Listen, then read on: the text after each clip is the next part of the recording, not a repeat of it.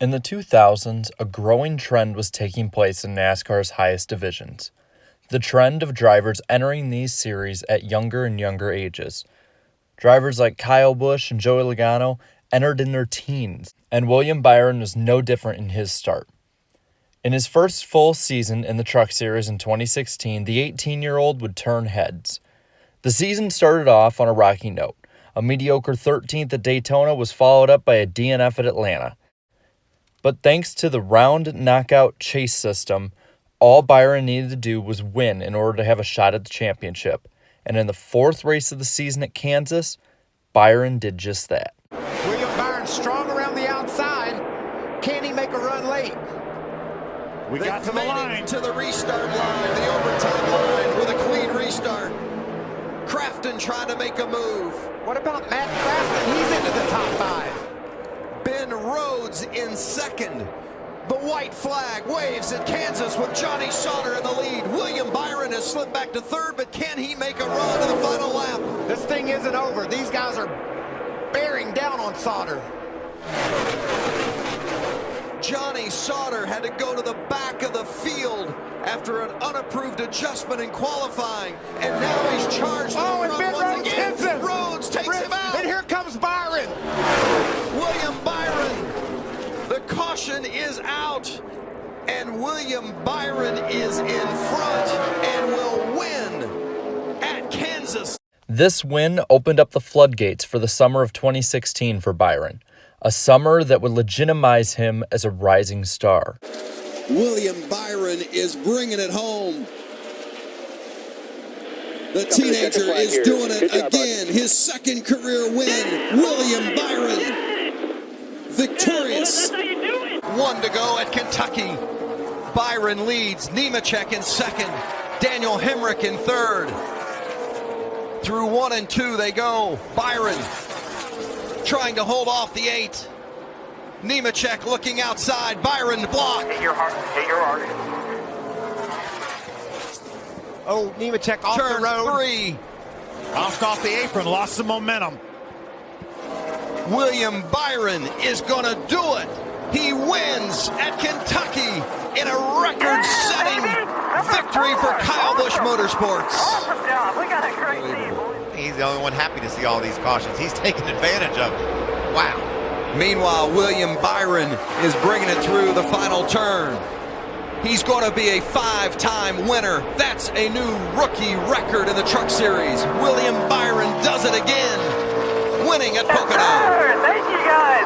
Awesome team. Good. Great job.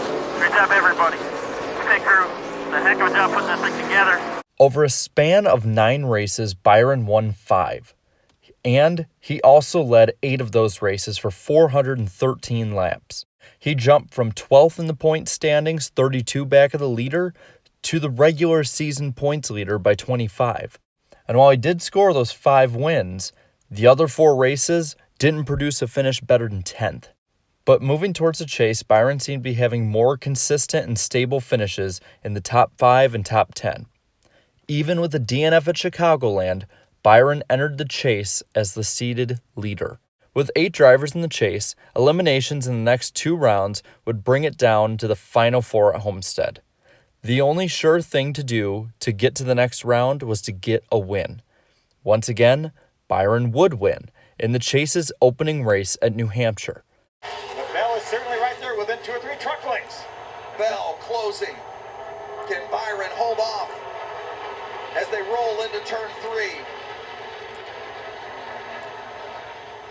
William Byron through 4. He's going to do it. The first chase race ever in the Truck Series belongs to William Byron. Yeah. Byron's 6th win of the season was his most dominant. Winning from the pole, he led 161 laps and ensured himself into the round of 6. But in this round, all 6 drivers' points were reset to 0, basically. Nothing from the previous 19 races mattered, only what they did in the next 3. To open up the round at Martinsville, Byron had a decent run that kept him 9 points ahead of the cutoff, in the 4th position. But unlike the majority of the season, Byron and his Kyle Busch Motorsports team had pressure placed upon it.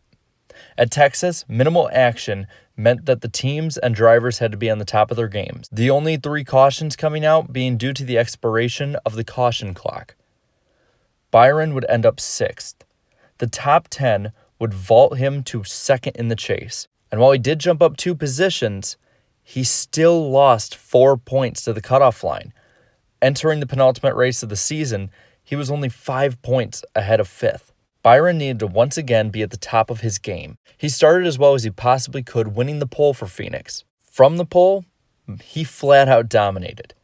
In the first 138 laps, he was out front for 112 of them. And while the race was drawing to a close, Byron was a shoo-in to compete at Homestead for the Final 4. But his chance at the title blew up in smoke with less than 10 laps to go. Blowing up, he's dominated this race, on his way to the championship round of the chase, and now a major problem. What about the pipe now? Smoking. Just in the matter of 2 laps, Vince. Yeah, it's starting to come out the post, smoke out the pipe. Just stay below the line here. My heart's broken for that young man and that team. 6 wins this season, and I think when you talk about the garage, and if they would vote on who's the best team this season, it would be the 9. William Byron was eliminated. After leading the points for a majority of the season, Byron wouldn't even have a shot at the title at Homestead. In a bittersweet ending, he would actually bring home his 7th victory of the season at Homestead. The season, but it's going to be Johnny Sauter in control of the championship. Here comes Byron to get the checkers. He's going to win the race. And it's the 21 of Johnny Sauter with his first ever NASCAR championship. Byron would finish 5th in the final standings officially. He would also move up to the Xfinity Series in 2017 and win a championship with JR Motorsports. And in 2018, he would inherit the legendary 24 car for Hendrick Motorsports. But looking back, one has to wonder, what if? What if Byron had been more consistent between his wins? What if his engine had held up at Phoenix for those final 10 laps? What if, in 2016, William Byron captured his missing ring?